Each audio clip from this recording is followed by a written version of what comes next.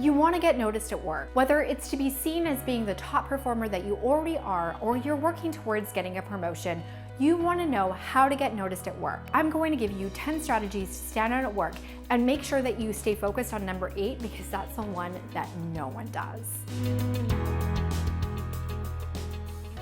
Hello and welcome back to my channel where I help you slay your career and cultivate the successful life that you want. And let's just jump right into it today with the first strategy, which is to make sure that you are known for the right things. This is one of the biggest mistakes that I see people make at work, where they stand out, but they're not standing out for things that you generally want to stand out for. Things like being the workplace gossip, the person who watches way too much YouTube at work. Shh, I won't tell you're watching right now.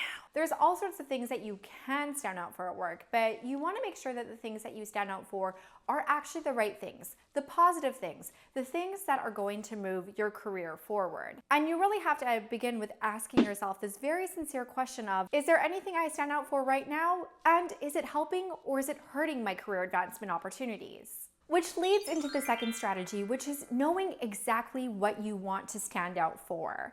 Now, if you've been following my channel for a while, you know that I am a big fan and a huge advocate of having a professional mission statement.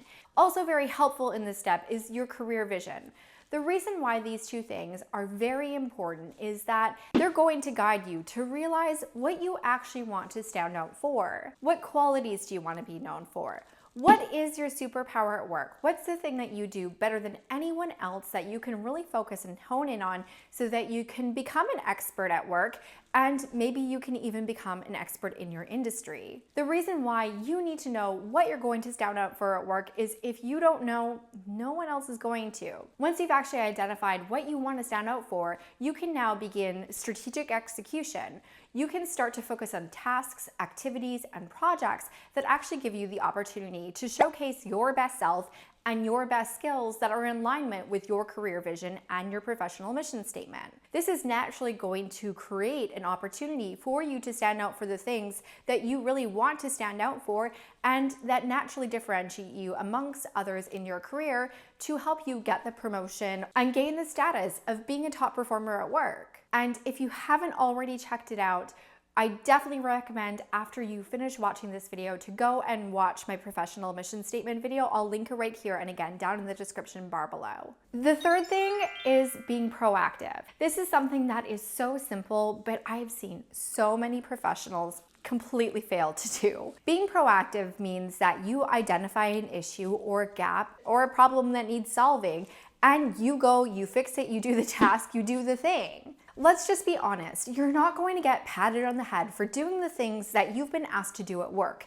However, you are going to get a lot of recognition at work and a lot of acknowledgement for proactively doing things that actually need to be done, especially when they generate high impact, which I'm going to come back to in a moment. One of the biggest gripes that I hear from leadership is that their teams are not proactive. They're doing the things that they're told to do that are expected of them, but even when there is blaring gaps or problems in processes and things like that, no one's actually doing anything about it. Even taking simple steps to proactively solve a problem, improve a process, or create any outcome that benefits your company or clients and your team is going to be something that very easily makes you stand out at work, especially with your manager. Are you already proactive at work? If you are, click that like button because thumbs up for you. That is awesome.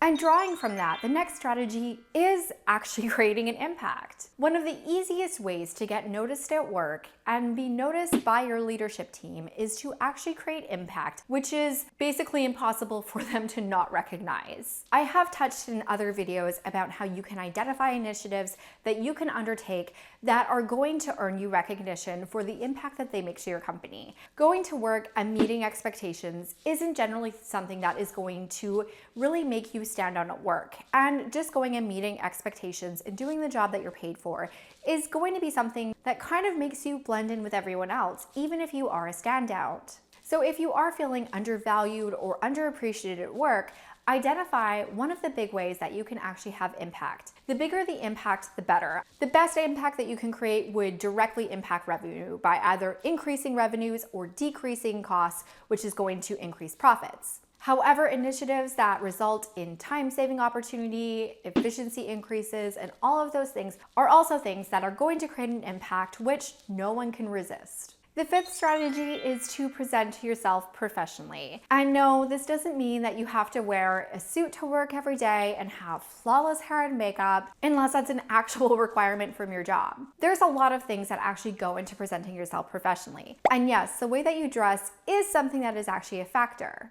And I'm not going to deep dive into what you should wear at work because that entirely depends on your workplace. However, you want to make sure that you have your baseline criteria at least accomplished. That means that you're dressing in office-appropriate attire for whatever that means at your office, that your clothes are clean, and they don't have any unpleasant odors. I seriously hope that's something that you're not struggling with. There's more to just dressing professionally though, in order to present yourself professionally. Maintaining a professional demeanor while you're at work is also very important. Now, this is going to include things like having workplace appropriate conversations to, not overshare any information about yourself, using your manners, speaking eloquently, or as eloquently as possible.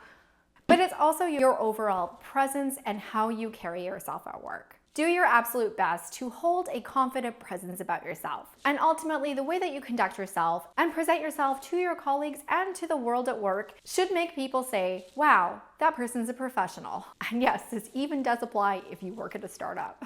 The sixth strategy is to cultivate relationships at work. I'm a huge fan of cultivating relationships across your entire organization, or at least as much as possible. Obviously, if you're in a small company, this is really easy because you probably work in one office amongst everyone else. But if you're in a big company with like hundreds of thousands of people, this one is going to be much harder because there's globally dispersed teams, there's different business units. But at least within the scope of the teams that you work with, you want to actually get to know people, especially people that you meet with and collaborate with on a regular basis. And it never hurts to make friends on other teams.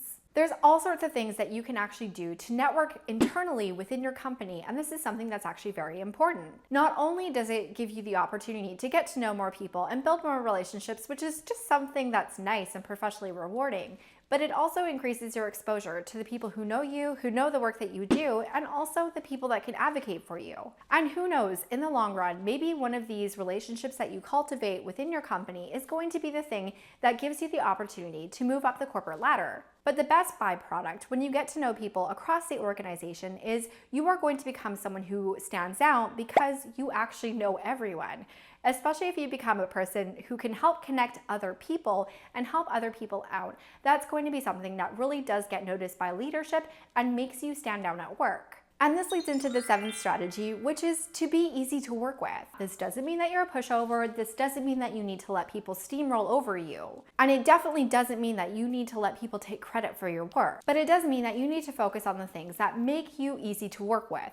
Things like being collaborative and being positive at work are going to be things that really make you stand out. Especially if you're experiencing low morale on your team or at your company, being a positive person at work is something that is going to make you stand out. When you're someone who is fun and energizing to work with, who isn't wasting time complaining about the things that they can't change and focusing on improving the areas that they can, is really going to make you stand out. It's going to make you well liked by your colleagues as well as leadership. And while it might not be sustainable to be a constant ray of sunshine, in general, holding a positive disposition is going to be something that really makes you easy to work with and can really accelerate your career success. If you do want to dive into different ways that you can increase your positivity at work, again, I do have actually a video for that, so I will link that. The eighth strategy is to make other people look good. Yes, the more that you recognize other people, the more you're actually going to be recognized in return. And I'm not saying to just recognize people for having a prearranged reciprocity of recognition scheme going on or something like that. What I am saying is that when you actually recognize other people and give them credit and acclaim for the work that they're doing, this actually makes you stand out for the fact that you're doing this. If your company is like most, everyone has way too much to do, they're stretched way too thin, and a result of workloads, people can very easily feel undervalued at work. And it really takes a fractional amount of effort on your part to notice and to acknowledge the great work that someone else is doing. Not only is this going to make their day really, really good because Hey, who doesn't like getting recognized at work? The fact that you're acknowledging other people is going to be something that actually makes you stand out as well. When you actually create a culture within your team or even within your company of recognition, that is going to be something that makes people more attentive to the things that you do. And I don't advocate doing this if this is something that is so outside of your wheelhouse and there's no way for you to do this authentically. But I don't think that most people would be inauthentic when they do this. What actually happens when you do this is they are going to watch out for the things that you do because they want to return the favor. When they feel valued and you've made them stand out at work, they're going to want to help you do the same. So really, this strategy is something that is under leveraged, but it is incredibly powerful in helping establish relationships and really lifting up the entire team and yourself along with it. The 9th strategy is to make sure that your work is actually known. In order to get recognition and to stand out for the work that you do, people actually need to know about it. And I know that there's a lot of people that really struggle with this because self-promotion is something that doesn't feel good. And if you're female, it's something that can actually kind of make you get judged. But there are non-promotional ways to make other people aware of what you're doing. Things like providing status updates, asking people who do have expertise questions, or to validate your direction in a specific project or a problem. And once again, referring back to number 8, because if you're acknowledging other people, especially other people that are working on that initiative with you or helping you with that initiative, acknowledging other people's effort for your flagship project or your flagship initiative is going to be something that actually shines the spotlight on the work that you're doing. This is actually a topic that I could go on and on and on with different strategies because heck, I'm female and I hate self-promoting. So I had to figure out a lot of ways to help me and the people that I worked with stand out. So if you are interested in me making that video, let me know in the comments because if you're interested, I'm absolutely going to make that one real soon. And the 10th strategy is perhaps the simplest, but also sometimes the most complicated, and that is to let your awesome self shine. You are already amazing, incredible, and you are just absolutely full of potential that is just waiting to be unleashed. By following these 10 strategies, you are actually going to begin to bring your potential to the surface. The more that you actually understand the things that you're really good at and focusing on becoming better at those things and acquiring the skills that are going to get you to the next level is really going to be what makes you and your awesomeness really shine, and that is going to make you stand out at work. If you only do one thing, it is actually this step. And this is one of the things that I work directly with my clients on. And I'm actually running a free program to get us started as we kick off the new year. And if this is something that you really want to focus on and understanding what your awesomeness is, how to really dig into it and bring it into the surface and cultivate opportunities as a direct result, I would love for you to join me in Strive Squad. This is one of the things that we're going to be focusing on, especially over the next few months, to help stage you to advance your career and cultivate your career success to smash all of your goals this year. If you want to join the squad, the link is in the description bar down below. Now, I'd love to hear from you. When was the last time that you actually acknowledged someone else at work, and did that make you stand out? I would love to hear in the comments. I know many of you watch this video because you want to stand out, because you want to get a promotion. I definitely recommend that you subscribe to my channel because I do have an entire series going on right now to help you get promoted at work. And in my next video, I'm actually going to be telling you how you can ask for the promotion and the increase that goes with it.